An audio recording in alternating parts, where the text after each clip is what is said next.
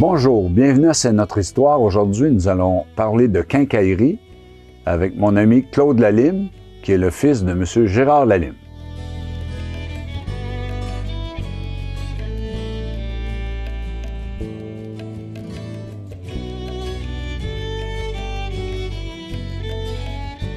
Tu vas recevoir Claude Lalime tantôt? Oui. Tu le salueras de ma part en passant. Oui, okay. sans faute. OK. Fait que moi, j'ai pensé de parler des quincailleries, mais on connaît pas beaucoup de choses sur les quincailleries. C'est un domaine assez particulier, assez spécial. Alors, j'ai fait une petite recherche dans les journaux pour essayer de voir qu'est-ce qui s'était passé un petit peu au niveau de ce domaine-là à Saint-Hyacinthe.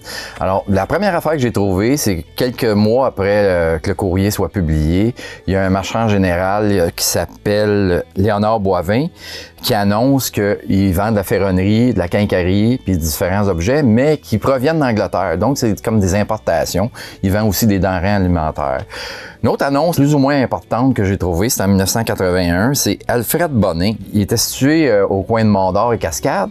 Lui, il vend ce qu'on appelait de la grosserie à l'époque. L'épicerie, tu sais, les gens disaient ça, on va aller faire la grosserie.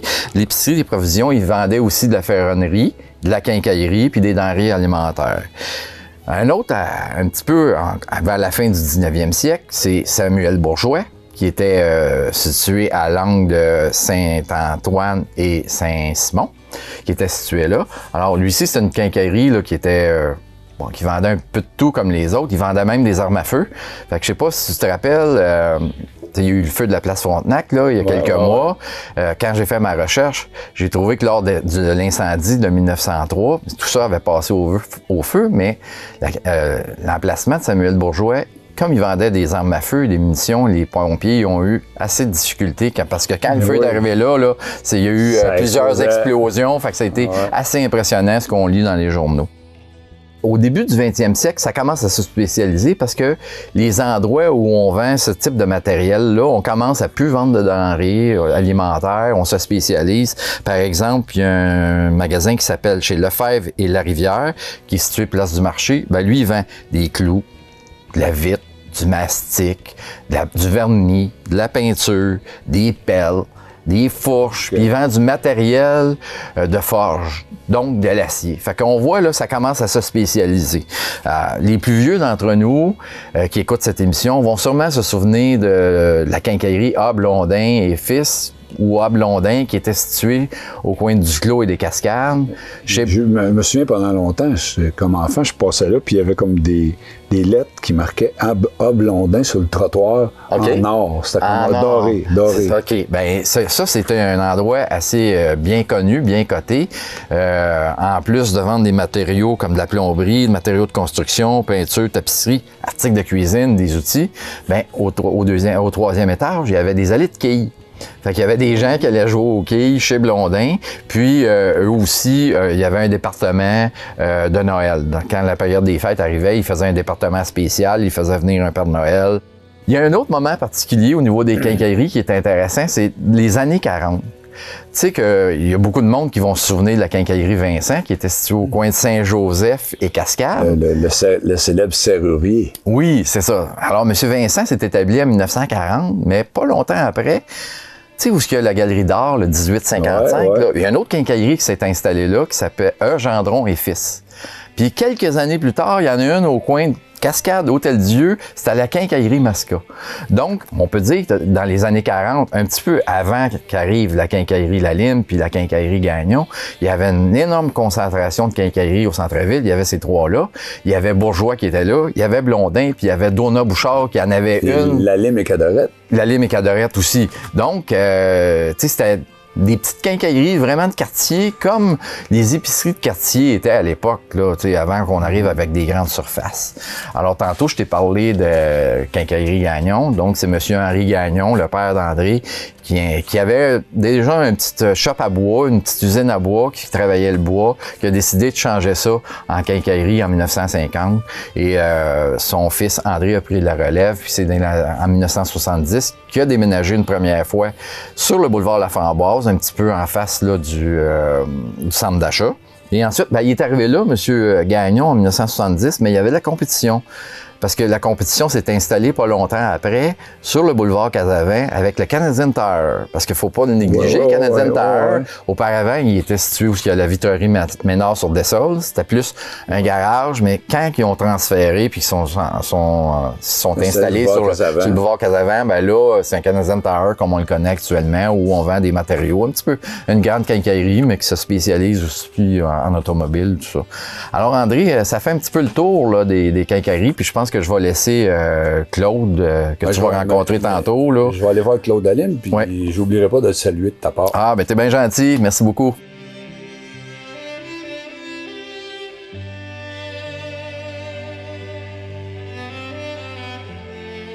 Mon père est né en 1929 dans le secteur de la Providence, une famille de 7, il était 5 garçons, 2 filles. Et puis, tôt, mon père avait une passion, c'était la musique. Et puis, il est allé suivre ses études à l'Académie Giroir à Saint-Hyacinthe. Lorsqu'il a gradué, il s'en allait travailler pour la ferronnerie Hamel, qui était à la Providence. C'était une petite ferronnerie de quartier, puis il a travaillé là une couple d'années, ça allait assez bien, puis il a développé une passion pour la quincaillerie. En 1954, il a décidé de fonder sa propre compagnie. C'est soit qu'il achetait la ferronnerie Hamel ou qu'il partait à son compte. Il a décidé d'y aller à son compte, il s'était établi sur la rue Saint-Louis. Qu'est-ce qui l'amenait de la Providence à Saint-Joseph? Est-ce qu'il y avait déjà... je pense qu'à Saint-Joseph, à ce moment-là, il n'y avait pas de quincaillerie, tandis qu'à Providence, il y en avait. Il y avait Vincent sur la rue Cascade, il y en avait différents un peu partout. Il s'est établi à Saint-Joseph parce que c'était pas un gars de Saint-Joseph, c'était un gars de la Providence. Et puis, il a commencé ça tout bonnement, avec un employé seulement, dans des locaux très modestes sur la rue Saint-Louis. Et puis, ça fonctionnait. Pour nos téléspectateurs, là, moi, je me souviens de l'endroit parce que ma famille habitait juste en face.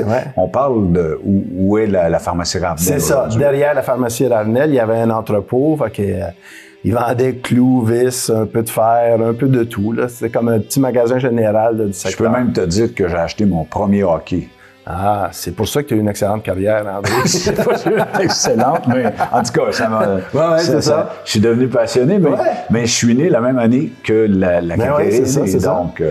Fait qu'il a continué ça durant une couple d'années, et puis en 1958, il a pris la décision d'investir et de se localiser sur la rue Saint-Louis, où ce qui était la quincaillerie après ça.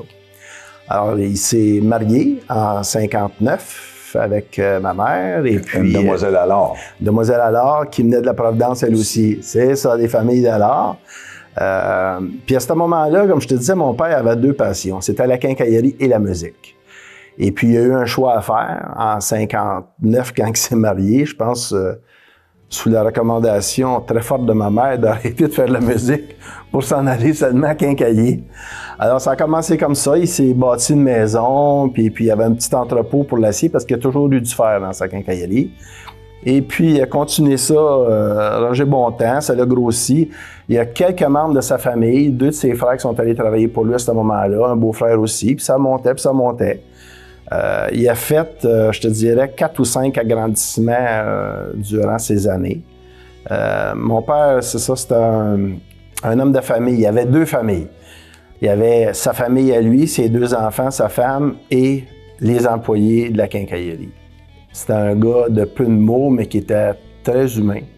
Et puis qui était passionné par sa quincaillerie. Il faisait des heures. Je peux pas dire qu'on l'a connu beaucoup, parce que il était toujours rendu à la quincaillerie. Et étant donné qu'on restait à même la quincaillerie, ben on le voyait ses heures de dîner, ses heures de souper, puis il retournait travailler. C'était 6 jours et demi par semaine. Il prenait le dimanche après-midi de congé jusqu'à temps que là, ça devienne ouvert 7 jours par semaine. Ouais. Puis quand on parle aux gens de Saint-Hyacinthe, des gens de son époque, là, puis on parle de Gérard Lalime, on dit... Les gens disent travaillant. Oui, c'est ça. Travaillant toujours. Oui, travaillant toujours. Il aimait ça. Il avait une passion pour ça. Ça n'arrêtait pas, là. C'était sa vie, la quincaillerie. C'était sa vie, franchement. Mais il était quand même très intuitif. Il avait...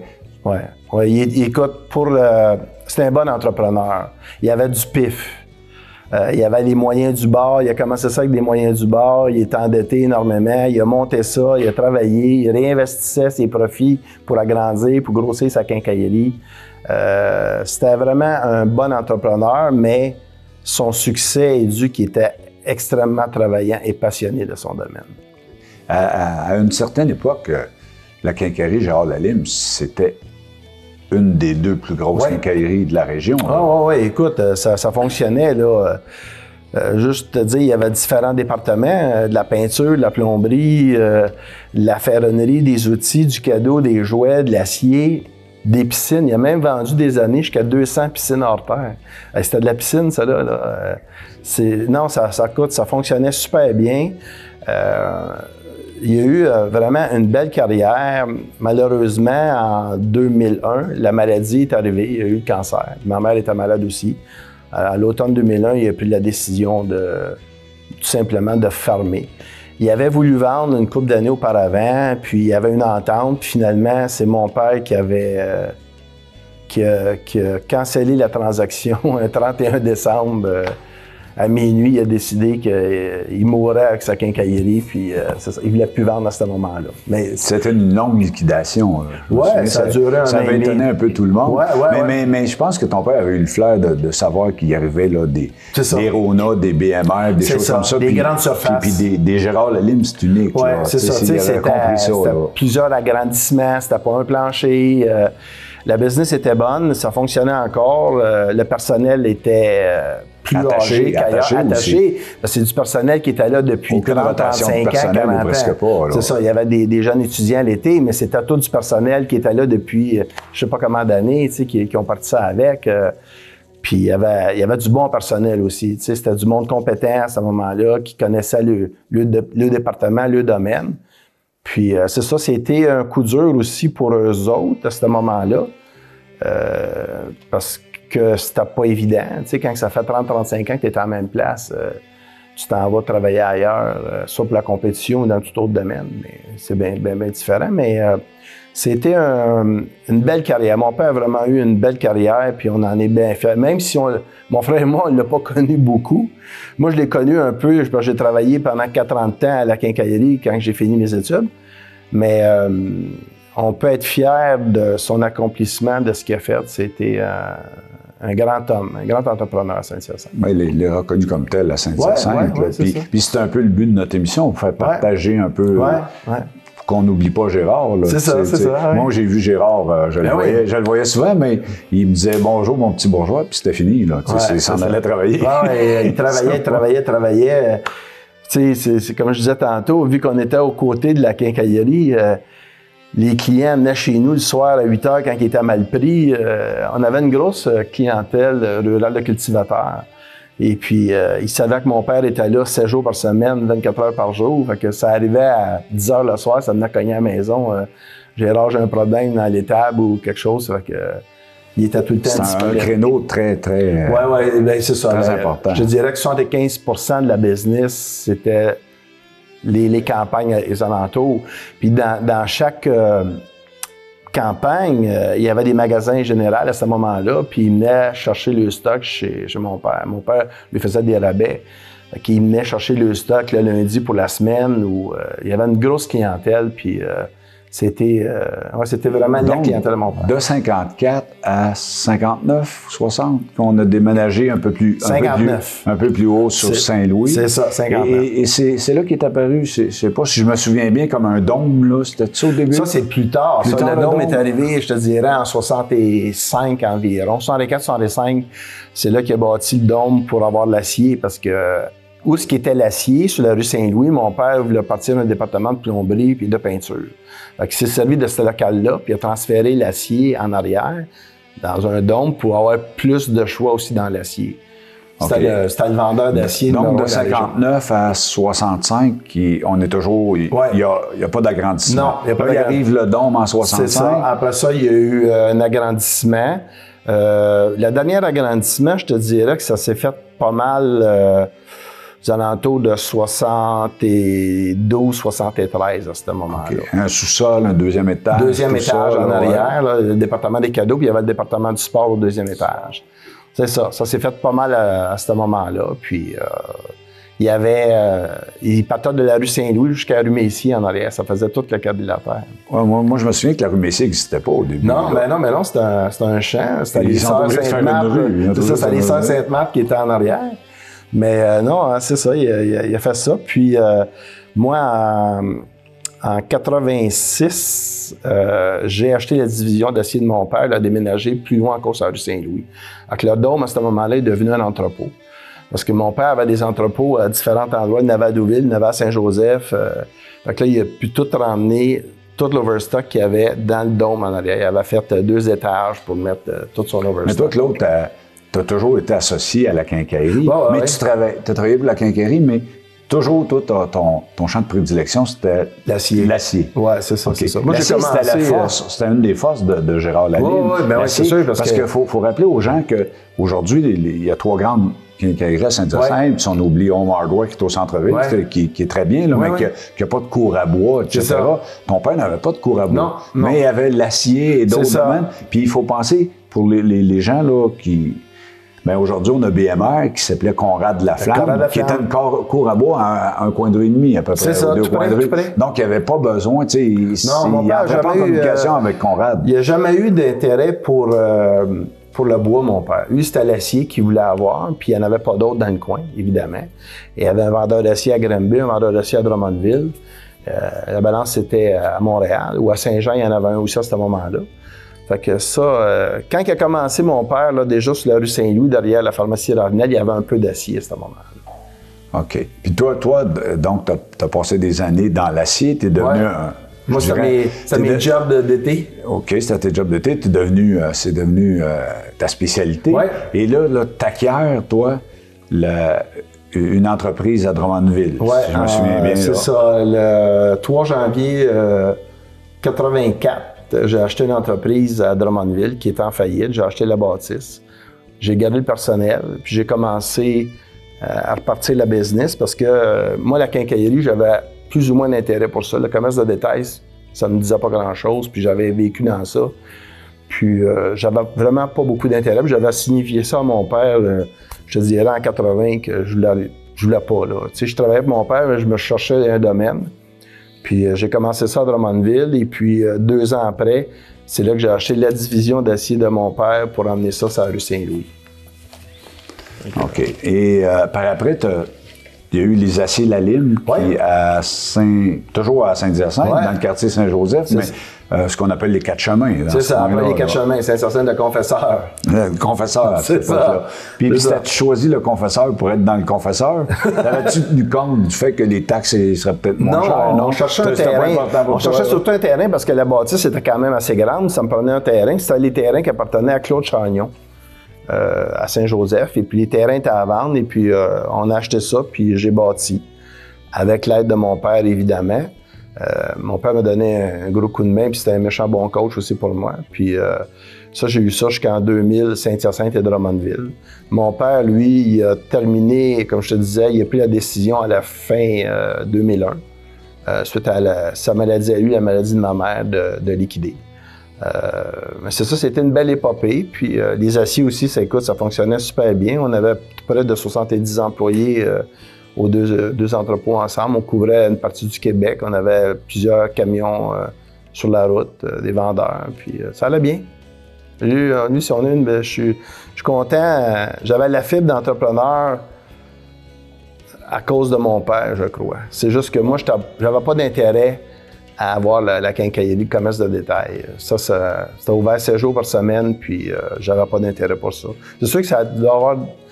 Probablement que ça l'a déçu mon père, même s'il me l'a jamais dit, parce qu'il aurait bien voulu avoir de la relève. Mon frère était pianiste et il faisait carrière à Los Angeles. Donc lui, le commerce de détail aussi, la quincaillerie... C'était loin de lui, c'est un artiste. C'est ça. Mais non, écoute, c'était bien le fun, franchement, une belle carrière, j'ai bien aimé ça, puis... Comme je t'ai dit, je te redis, je suis bien fier de mon père, ce que c'est qu'il a fait dans sa vie. Ouais. Puis ton père, en fin de compte, la quincaillerie Gérard Lalime, je pense que c'est une épopée de 48 ans, je crois. Ouais. De 1954 à... 2002. À 2002. Ouais, c'est ça. Donc, attendez, ça fait 48 ans, donc ouais, c'est une longue épopée, puis ça l'a vraiment marqué Saint-Hyacinthe. Et puis pour les gens qui ne savent pas, c'est un petit peu différent des quincailleries qu'on a aujourd'hui, dans le sens qu'on a tout ce qui se rapporte à la quincaillerie, mais il y avait les jouets, il y avait le sport, il y avait une boutique de sport là, avec M. McClure, je pense. Oui, Luc McClure qui était au sport. Il y avait différentes divisions, puis la force de la quincaillerie, c'était la qualité du personnel. Le personnel était très compétent, il était connaissant. Tu sais, si tu avais besoin d'une information en plomberie ou en peinture ou en outils, c'était du personnel qui était là depuis 15, 20, 30 ans. Ils connaissaient tout par cœur. Tu sais, ils pouvaient bien guider les clients à ce moment-là. C'était la force de la quincaillerie, c'était le personnel. C'était le personnel. Ouais, puis Gérard, quand ça l'a fermé en 2001, qu'est-ce 2002, Gérard, là, par la suite, qu'est-ce qu'il est décédé pas longtemps après? Il a eu un deuxième cancer et puis il n'a pas passé à travers. Il est décédé en 2004. En 2004. C'est ça. Mon frère était décédé en 2002, puis mon père est décédé en 2004.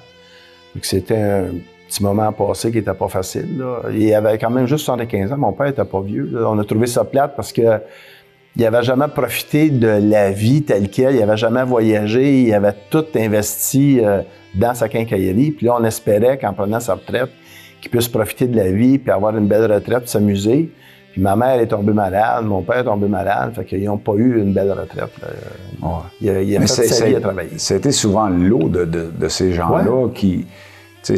On parle de personnes nées en 29, là, donc des gens qui ont pas eu, sont pas nés après la Révolution tranquille. Donc, c'était le travail, puis tout ça. Puis ils sont nés, dans le fond, pendant la crise. Oui, mais c'est ça, ils sont nés pendant la crise de 29. Ils ont grandi, puis c'était la crise quand ils étaient jeunes. Donc, le travail, et c'est ton père, c'est un exemple vivant là, d'une personne dédiée à 100% au travail, à sa famille, mais aussi à l'ensemble de la population. Ton père aimait la population, puis il voulait les desservir. Il le faisait pour l'argent, faire vivre sa famille, mais il voulait aussi rendre un service aux gens. C'est ce qu'on retrouve pas tout le temps. On retrouve plus ça tout le temps. Là. Ben, c'est pas la même génération, hein, c'est évident. Mon père, comme je te dis, il y avait deux familles. La nôtre et ses employés puis ses clients, c'est la même affaire. OK. Puis qu'est-ce qui a fait qu'il était si important au niveau du rural? Bien, parce qu'il touchait à tout. En fin de compte, il y avait de l'acier, il y avait de l'outillage, et puis sa clientèle c'était une clientèle qui était facile pour lui, parce que mon père n'a pas du monde rural. Et, comme je te dis, il venait de la Providence, fait qu'il faisait sa petite affaire, mais c'est une clientèle qui a adopté la quincaillerie. Puis ça s'est mis à fonctionner. Puis c'était vraiment... Il n'y avait pas eu de lien avant, ton père, il les avait pas sollicités ou... Non, pas du tout. Ça a commencé comme ça tout bonnement, et puis... une quincaillerie de quartier, puis ça s'est développé. Okay. Le monde de Saint-Dominique. Moi, j'avais comme une petite hypothèse de ça, parce que quand ton père a commencé, il était à Saint-Joseph. Saint-Joseph n'était pas dans Saint-Hyacinthe. Non. Donc, Saint-Joseph était un peu rural. Oui, un peu rural. Peut-être que les gens des ruralités avaient tendance à s'entraider aussi. Peut-être que. Oui, possiblement, oui, c'est ça. C'est une des raisons que je me donnais là-dedans. Tu sais, je me souviens de voir des cultivateurs venir chez nous rencontrer mon père. C'était comme des vieux bodés, là. Ça s'appelait par le prénom, puis ils avaient du fun ensemble, puis ils venaient à la maison, puis ça arrivait souvent là, que mon père fermait la quincaillerie à 6-7 heures le soir, puis il y avait un cultivateur qui venait dans la maison prendre une bière avec mon père, puis qui se comptait la journée, puis qui repartait le soir à 9-10 heures, puis... C'était une époque joviale. C'est ça. Une époque joviale, les gens aimaient la vie, etc. Mais on l'aime toujours, là, mais c'est différent. C'est un monde réussir numérique, à ce moment-là, je pense que c'était... Si tu étais travaillant, c'était plus facile qu'à cette heure. Tu avais moins de problèmes à rencontrer.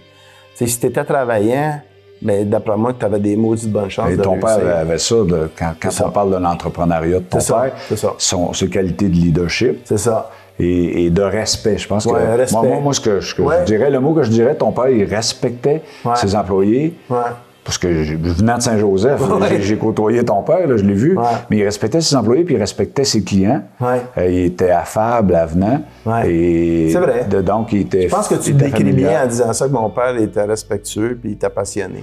Et c'est un peu le but de cette émission-là, moi étant du Centre d'Histoire, puis avec nos gens de télé, on fait des émissions qui vont durer à perpétuité, parce que ça va être numérisé, puis tout ça. Puis de faire connaître Gérard Lalime, puis la quincaillerie Gérard Lalime, ben, c'est un des buts qu'on recherche. Puis, ça fait que là-dessus, ben... Moi, écoute, je te remercie beaucoup d'avoir pensé à mon père. Je pense que c'est un beau geste de votre part. Ouais. Mais on pense à toi aussi. On a pensé à toi, mais on savait que tu pouvais nous le rendre, puis tout ça. Puis ton père, qui est un homme de peu de mots, que pas grand monde connaisse, mais qui a été... puis qui a eu une quincaillerie. C'est ça. Probablement que mon père n'aurait même pas accepté de passer une émission comme ça. Il était loin des projecteurs, c'était pas son style. Mais pour nous, là, en tout cas, surtout moi de Saint-Joseph, on a toujours été très fiers de la quincaillerie de Lalime, puis de dire qu'on connaissait Gérard, c'est ça. Fait que, merci Claude, c'était une bonne entrevue, puis au plaisir.